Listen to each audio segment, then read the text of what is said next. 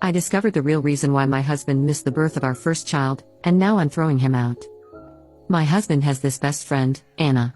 They've been friends for a long time and dated years ago, mutually deciding that it's best for them to remain friends. I've had no problem with this relationship until now. On the day that I gave birth, Anna's brother got into a car accident. My husband got a call from her in the middle of the night and asked him if he could drop her at the hospital her brother was taken to, an hour away from us, since she was too scared to drive. My husband agreed, told me quickly while I was half asleep and rushed out. A few hours later, I had contractions and called my husband. He didn't pick up after multiple tries, so I gave up and called my dad, who drove me to the local hospital, a 12 minutes drive away. I was so scared of giving birth alone since I've already had 3 miscarriages and 1 stillborn. My husband promised me that no matter what, he'd be there for me. Guess what? He wasn't. We called multiple times while I was in labor, and when he finally picked up my dad's call when I was giving birth, saying that he'd misplaced his phone in all the chaos. My dad then informed him that no matter how fast he drives anymore, he's going to miss the birth of his child. Well, my husband took that as he's already screwed up, so it doesn't matter when he shows up at this point. So when he finally came, our daughter was about 5 hours old and I'd already moved to the maternity ward. When he eventually came, I was furious at him, so I refused to let him see our baby, because I was so high on emotions and was shaking when I saw him and didn't want it negatively affect my time with the baby. I wanted her birth to be a happy time and I was already struggling to feed her.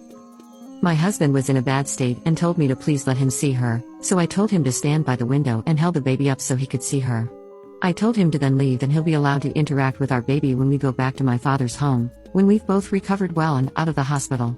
It was then that I informed him that I was most likely divorcing him.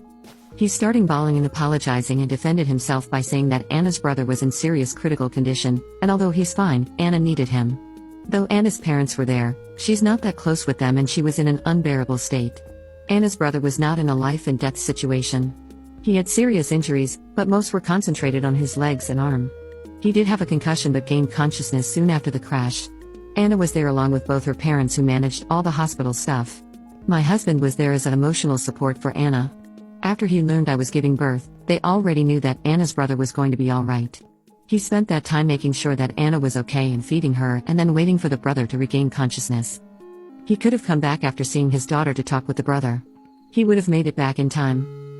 I told him that I didn't care and that his daughter has already come second to him and all she did was be born. I'm putting my daughters and my health first and won't let her be sidelined. My husband agreed and left.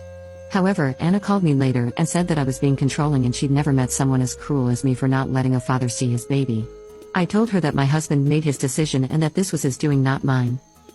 I did let my husband see our baby, right after I got discharged. He saw our baby, held our baby and played with our baby. I wanted a couple days of rest and bonding with the baby since my emotions were so high and I was afraid if my husband was a continuous presence, I'd get stressed and something bad would happen. I told him as such. They spend time together, but I'm still cold with him. But the thing is, I can't help but feel cruel in my actions and feel like I'm depriving my baby of both her parents being together. I don't know, but I'm still so mad at him and it's not the first time he put Anna before me. I can forgive the other times since I could handle it, but this time was the straw. I was so scared to hold my baby because I was paranoid the minute I touch her, something would happen to her and no one was there to comfort me. I only had my dad but he wasn't in the delivery room, which is why I'm not too keen on forgiving my husband. Also, we both knew the baby was due any time now, so I don't understand why my husband didn't have his phone on him. We even tried reaching out to Anna and she didn't pick up either. I'm not mad about the fact he went to see Anna, I'm mad that he didn't think we were a high priority to rush back to. He left me so quickly in the middle of the night when I was already late. He couldn't have left Anna in the care of her parents and rushed as soon as possible? She's not a child and she doesn't have any mental health issues either.